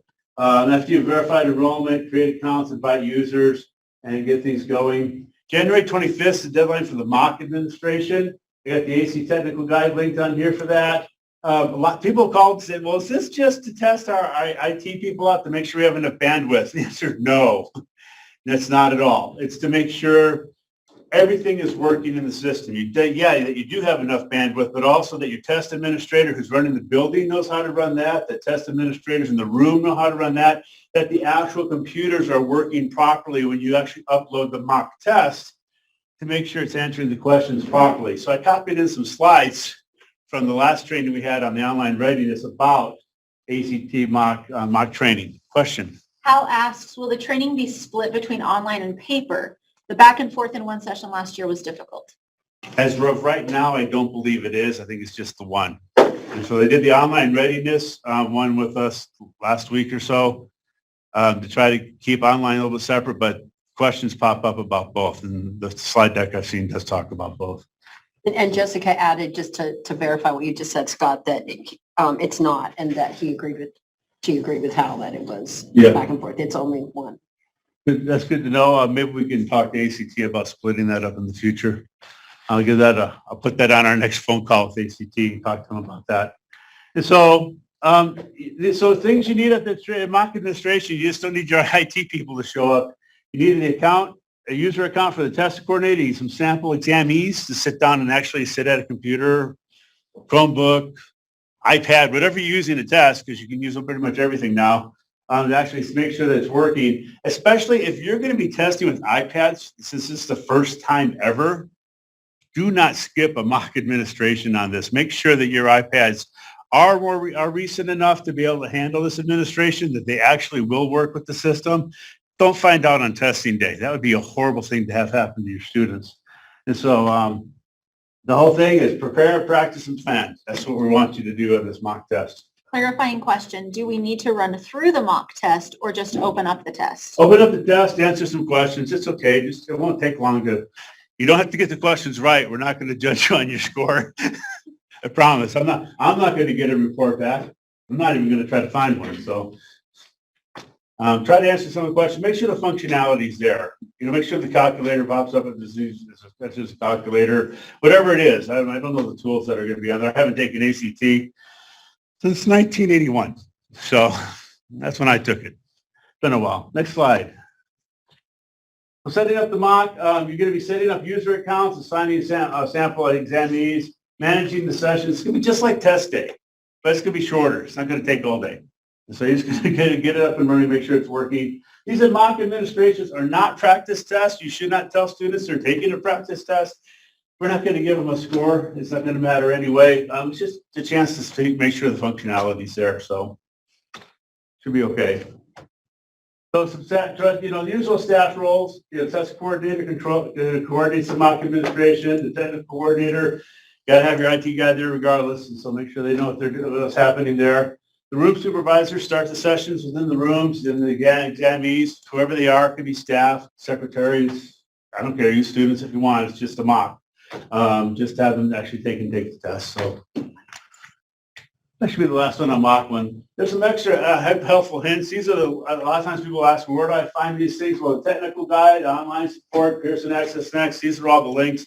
The Pearson Access Next is one of the ones we get a lot on. So someone's like, I'm trying to get a Pearson Access Next, and all it says is Aspire. That's a good hint. You're in the wrong one, okay? Because we got Pearson Access Next for Aspire, and we got Pearson Access Next for ACT.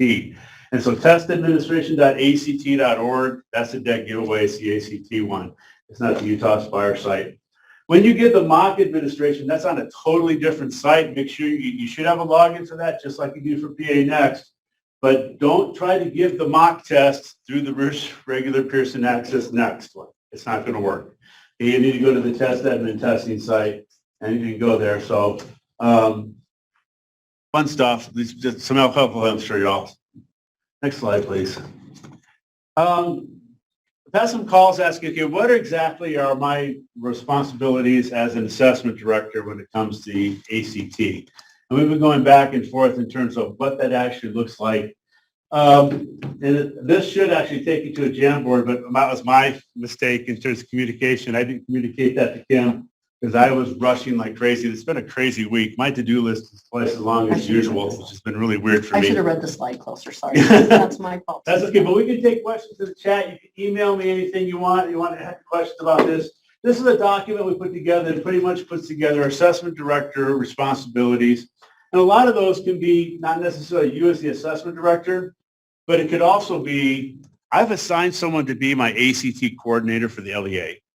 And it could be their responsibilities if you assign that out, all right? And sometimes something happens and you need to know who to contact. This document tells you those things. Like sometimes, okay, if this happens, you probably should contact ACT support for Pearson Access Next. If you're having a problem with the success system, that's the most useless system for me to help you out because I have no controls on there except for generating reports. And that's all I can do. And so you have to contact the success support people, and that's a different phone number or even a link inside the success system, which gets it more confusing because I'm sitting there going, why don't we have one system that does Pearson Access Next administration and reports in the same system? And hopefully soon we will. We're working on that to get rid of having two systems. But I'd like to have you take some time administrating, take a look at this document. If you have any questions, put them in the chat. And any suggestions or comments or things that you think we could do to improve this document or changes to it you'd like to see or questions you have about it, just send me an email at my email, and I'm more than happy to take those suggestions. And we'll work at getting those applied. I'm a big believer in living documents, that things change and improve with more eyes on it. And so I'm happy to get that and making the edits. Question? Just a feedback comment from Hal. He says, in all honesty, the ACT Utah site with the timeline of activities is challenging to follow. It bounces back and forth between paper and online. I have to create a clean version to use to train schools. That's really valuable feedback. We will bring that up with Ray. Don't we have a meeting Tuesday? Next Wednesday, I believe it was. One thing for everyone to remember is that we only have a paper ACT for about one more year, right? Maybe I'm waiting to hear what ACT is saying on that. They said either this next school year or the following school year, they're going to go fully online. And so if we have paper next school year, this is something we definitely want ACT to differentiate, even if it just means a column in the middle of the page saying anything about online testing on one side, anything on paper on the other. And if you could just highlight the columns, that'd be great. And I'm wondering if we could ask them to color code it. Yeah. I mean, thanks, Hal. That's really valuable. I mean, that's something we can bring up with our vendor pretty quick. Yeah. And it may be something, one thing I will say is the person that we deal with, our program manager for ACT, they're really wonderful and they have listened to a lot of things we've said. So I think that's something we need to put on the agenda for the next meeting. Let's send that to Ray and just say, let's separate it because that's really annoying. Well, I totally understand the frustration there too. It would be driving me crazy. So if you click on the link in the Google Doc, you probably want to quickly review that, and then let's add some comments in the chat for Scott. And I apologize for the Jamboard. I should have read that slide closer. I should have told you. Well, Google is. I'll own that. I mean, I knew the due date for the slides was Monday, but then Amy set up the slides and I'm like, I'm late. So I added them myself and I should have told you what I added. I'll own it. So Scott, there's some questions on that. Is that what you're saying? That link? If there are some questions on that, just let us know in the chat. Send me an email. I'm happy to take any type of constructive feedback. If you click on the link right in there, it opens up the document so you can see it. Yep. Just ask Emily to open it. So here is the document for those of you who aren't in the Nearpod if you want to just quickly review it. And then go ahead and add any comments to the chat. Try to keep it down. I like one pagers. I like to keep things short, sweet, nuts and bolts it. So we tried to keep this down to about one page. It fits on one page in Word. When you put it into Google Docs, it goes a little longer. I don't know how that works.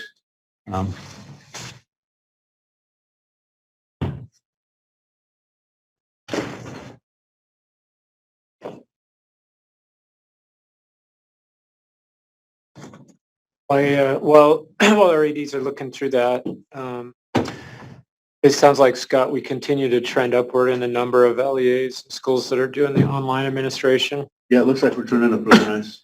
We've had, in the past, we've had Wednesday webinars or webinars on specific topics. I know the training was done last week by ACT and those recordings are available. I wonder, and this is a question to our ADs, as our staff, I wonder if it would be beneficial to put one of those Wednesday webinars together for local support on transitioning to online administration for LEAs sometime in January. And that'd be something, I guess, if you want to put into the chat, if that's something you'd be interested in, you can just put a yes. It'll give us an idea of the interest in that. And then Scott, maybe we could put something together just to continue to provide supports for those schools that are transitioning. I'm assuming the ones that are transitioning now, they weren't the early adopters to online. So there's probably some rationale on why they've hesitated, why particular schools have hesitated, and some of those maybe resolved themselves, and others might be feeling like it's just they're taking a jump into territory and water that they're not necessarily comfortable with, but they're doing it. We've had a lot of positive feedback from those who have made the change in terms of the fact that there are less issues. One thing for sure, we know for sure just from ACT is student scores are going to come back faster if you're online. It takes to send the paper back, get the paper run through the machines, and get that put in the computers where it's already in the computer. So scores should come back significantly faster for the LEAs and for the schools. Misadministrations are 25% of what they are on paper if they're online. And so, a 75% drop in misadministrations alone. Megan did a great job talking about bubbling in the bubbles. ACT will not regrade that if they don't bubble in the bubbles. It's a missed question. Oh. So that's a loss in score. They could have had a right answer. We just don't know because they didn't bubble it in. They're putting tens of thousands of these sheets every week through those machines to get them scored, and they're not going to pull them out just to double check bubbles. And so, yeah, there's lots of a lot of positives to going online for sure. Lots of benefits. I'm just wondering about it's a change. It's a change in how you do it and what you need to request. Everything becomes online, including printing out the scripts that you read to the students. They're all printed online. So again, to our field, as we move off of the ACT onto other items in our agenda, if you're interested in us putting together a Wednesday webinar sometime in January for a transition to online ACT test administration and support, go ahead and just put yes in the chat. We'll use that feedback to help us know whether we should move forward with that. Cal gave some feedback and he said, we could really use best practices on all key ACT activities, TAA, et cetera, and what should be avoided.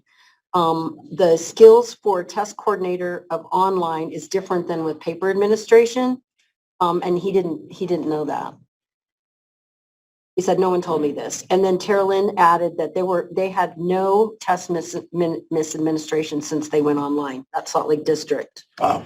And then Gary said, Alpine is hesitant to go online due to dead spots with several of our buildings, which excludes entire wings from testing and a lack of access to devices. We are addressing these spring and summer. And Joan, I think, is agreeing with, I think Joan and Sherry are agreeing with Hal. The training. So the separation, so something else to add to the list that we could bring up with Ray. Yeah, and if Ray can't do that on the website, maybe he can help us create a standalone document for you to 100%. Send out. That should be on there. If he can't help it, we'll still do it. Absolutely. Yeah. Carolyn said having 18 days to test is also very nice when you're online. Yeah, online you get a lot more days to test it. So if you get a snow event, and you might pick on the plan that you send us at the beginning of the year, you might say, well, we're going to test on April 5th, and you don't need to call us and tell us you needed to test on April 6th. It's okay. But the nice thing is you've got multiple days. And so you spread your kids out. If you are having bandwidth issues, okay, then everyone from A to G, you're going to test on Monday. On Tuesday, everyone from G to R, you're going to test on Wednesday, and everyone else is going to test on Thursday with makeups. You can spread it out that way also if you don't have that even the number of units to use. Plus, I believe it's a total of 6 total testing days over 2 weeks. It's 2 weeks in the window, and you can test Tuesday, Wednesday, Thursday, and that's it. You can't test on Mondays or Fridays. You can't test on the weekends. But still, 6 days on the window is a lot better than paper tests, but you have to hit that one day. And if something does happen, a snow event, school closes down, whatever, then you've got to get on the horn right away with the ACT about getting that changed to the next window. That becomes a lot of hoops to jump through, a lot of things to ship back and forth. Are we getting a lot of yeses for the, awesome, I thought we would. Yeah, so Yeah. Scott, you'll hear from Scott on an invite for what might not be a Wednesday, but a webinar on ACT online test administration, and we'll see what additional supports we can provide to you and your staff. I think what I might do is put out a survey of specific things that we could put in that webinar and see what's the most important right now that beyond, especially because I'm thinking a webinar for an hour, we're not going to cover everything you're going to want me to cover, but we can see what's highest priority assessment directors and then tool it for that. Melanie Kapner said, we are testing online in 2 testing windows, but can register for the second testing window until the first one closes. We also have to return the items separately. Melanie, you might need to maybe you can't register. I meant you can't register till the first one closes. I'm also wondering about what do you mean by returning items separately? Because if you're testing online, there shouldn't be anything you have to return, is there? Most stuff should be coming online. Testing manuals, everything's available online. You might, Melanie, I suggest you send an email to Scott. And so we can help clarify that, because most of the time testing, when you pick your testing window, you only get one. Yeah, that's. Yeah, I called ACT. That's just what the ACT guy said. One thing, and Scott, you may want to address the nation test and making sure they call the Utah line. Yeah. Yeah, let's talk about that. Yeah, because we have a Utah dedicated line. It starts with Erico 319, and I can't remember the rest of the numbers off the top of my head. That Utah dedicated line, the people that work there only answer Utah questions. And if you call the other line, you're going to get the national line and get some wrong answers. You can call the Utah line and still get some wrong answers too, and that's okay. If you don't like what they're telling you, let me know, and I can follow up, which has helped out a lot, following up with our ACT program manager and getting the information from them and finding out that you don't need to do things manually. And I'm happy to do that because it's helping me learn more about how ACT works for Utah as I'm kind of diving in new to this position anyway. So, yeah, any questions you have on that, let me know, and I'll see what our ACT people say. A really good one to hit also is the helpline. If you're in Success and having trouble looking at some reports, they're really responsive. I found when I actually put in a request for a question that I've got on the online thing, right? Just say I'm having this problem with this, and within 24 hours I've got a response or had a fix. And so that's been pretty good. I'm going to turn the time over to Jessica, who's online, about the accommodation things and some changes in there. But always here and happy to help. And as you know, call me, send me an email. I'll try to do what I ever can to help grease the skids at least to make it a little bit easier for you. Okay, thank you, Scott. Good morning. So as some of you may have experienced in your LEAs, there has been some technical difficulties in the TAA when accommodations have been submitted. So due to these ongoing issues that have happened, ACT has extended the date from January 13th. They've moved it out a week to January 20th. And then it also extended that initial request for reconsideration window out to the 27th.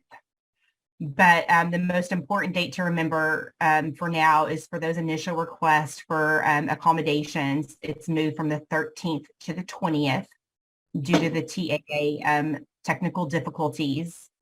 And just as a reminder, when you are submitting those requests, it is important to follow up and check your decision notifications to be sure that those requests were approved, and if they're not, then to consider next steps if you need to follow up the ACT with resubmitting anything. Okay. And then just feel free to reach out to me if you have any accommodations. Certain people around the state email me if they're having some troubleshooting issues. And then, you know, like Scott said, if you do call our ACT line, even the Utah specific one, and some of the information you're getting from ACT doesn't really sit well and you're having trouble working through some issues, just reach out to me because I can quick start that process directly to ACT and troubleshoot and get answers quickly. I don't want you to sit in frustration for days. Okay. Hey, Jessica, we have a few questions.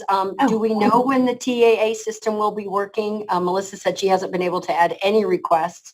Hal made a comment, how can a major test vendor have this issues with accommodations? And then Brad, because we depend on him for the humor in all chat messages, said, did Taylor Swift break your website too? So do we know anything about when the TAA website, when the TAA system is supposed to be working? I know they extended the deadline. Interestingly, I have not received any emails from LEAs directly telling me that they've had trouble. So if you are trying to submit requests and you're unable to, I'd really like an email to know that. So I'm hearing this now, so I will immediately follow up with ACT, of course. I think the technical difficulty occurred, not that this helps, but it occurred when they made a change. In previous years, we've had that slot where LEAs have had to submit a student's evaluation and then that blank document before you could proceed. And we pressed ACT to fix that so it's easier and less cumbersome to request those accommodations. And when they made that system update, it has created issues. So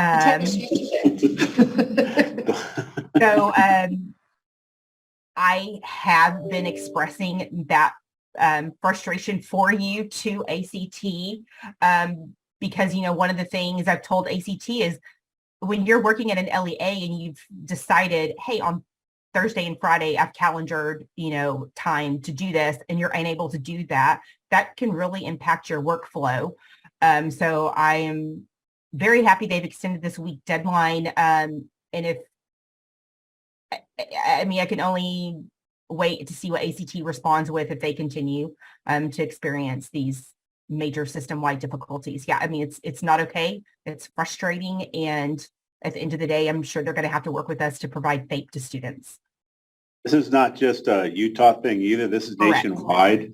Other states have actually had worse problems than we have. We have, I think, 1,500 or 1,800 accommodation requests that have already been put through, but some states don't have any put through yet. So hang in there, keep trying, let us know, and we'll keep forwarding up the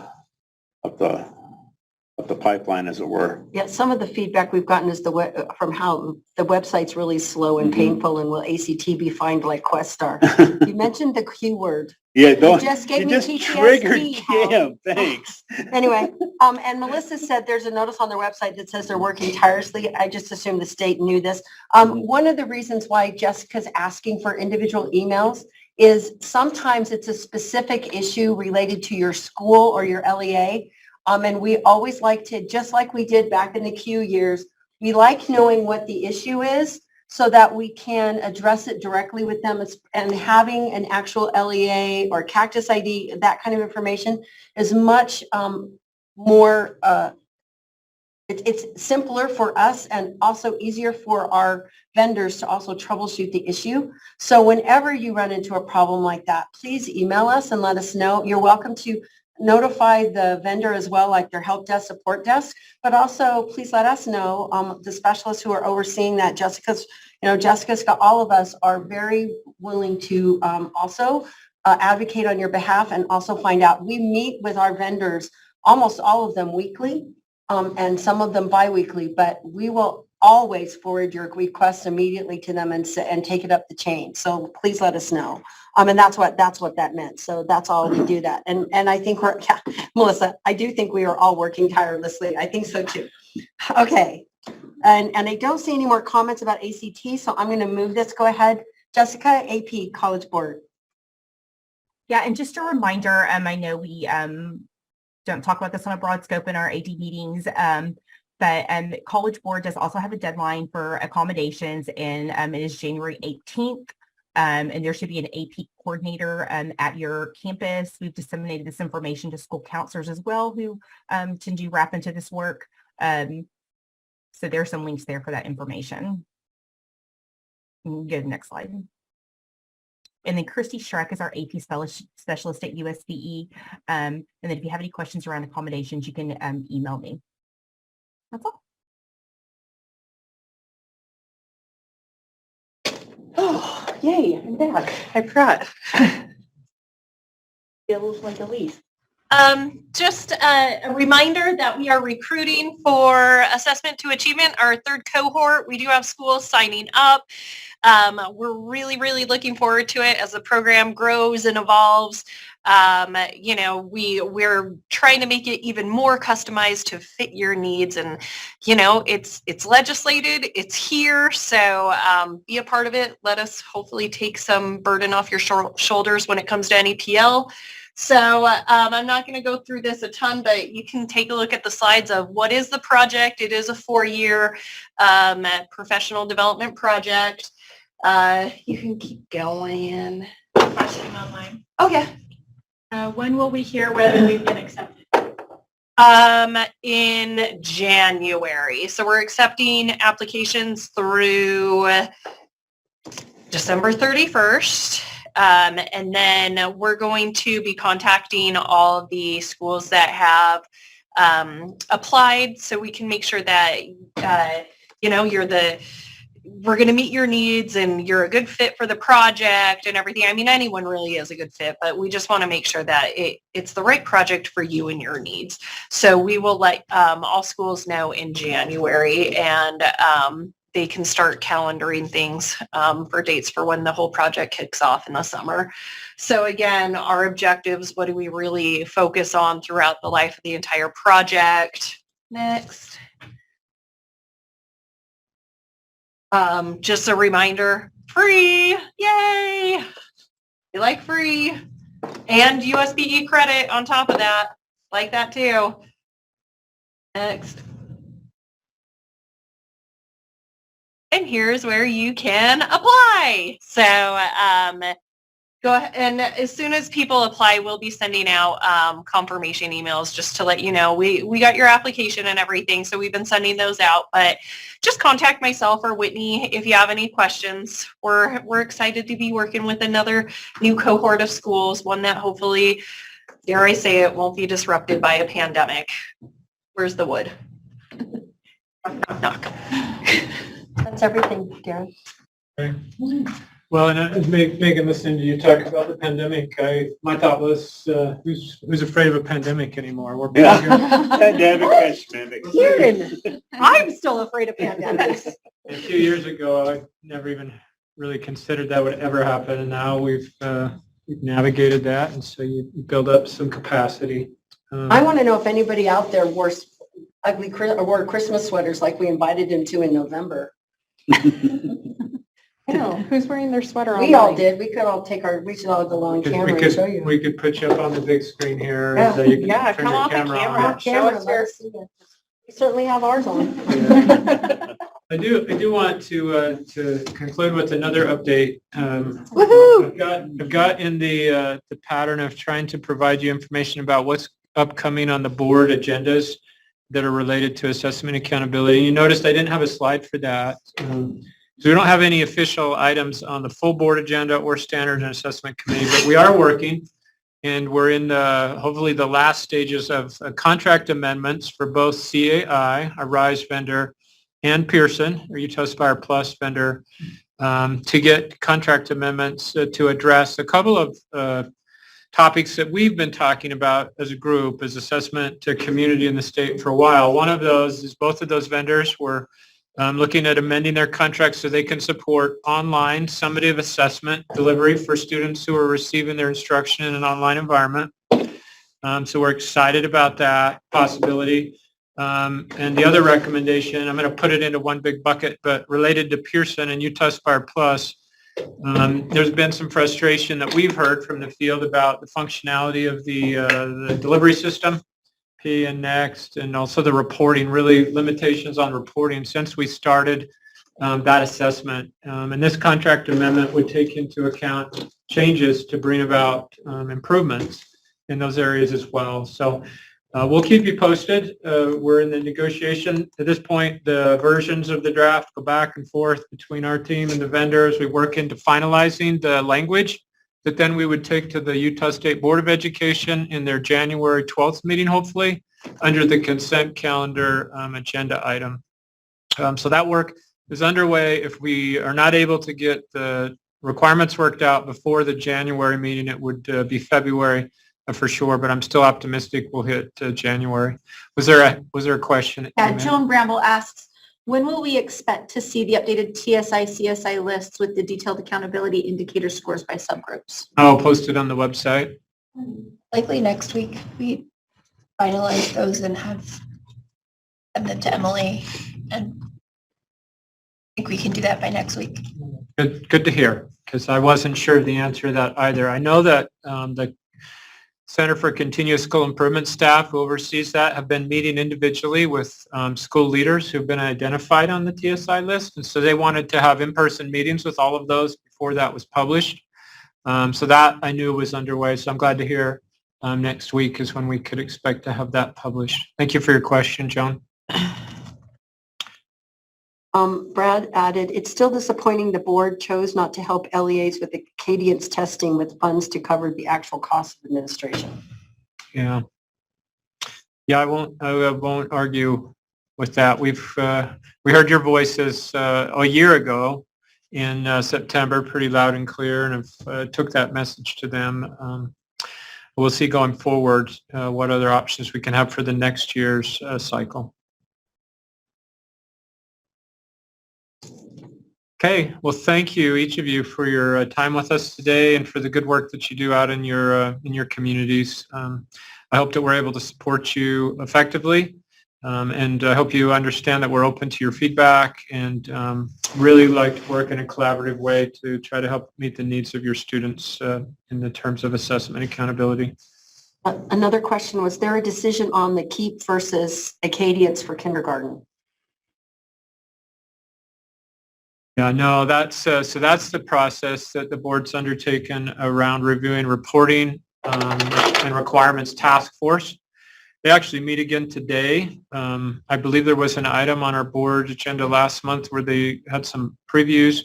That would require board action to make that change and designation. But that reports and requirement task force that brought that issue to the surface, they meet every other week for 2 hours. And then they formalize those recommendations and take them forward either to the board or the Utah legislature, depending on which requirement they're recommending be changed or eliminated.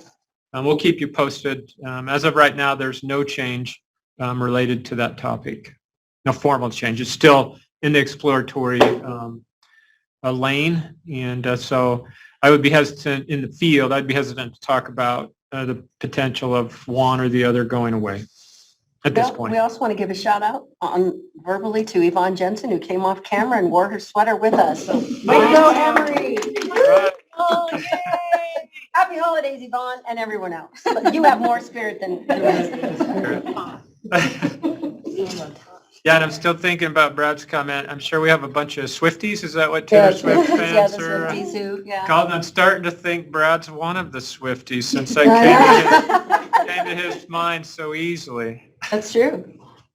Either that or his teenage children. Okay, well, thank you very much, and have a Merry Christmas. Thanks.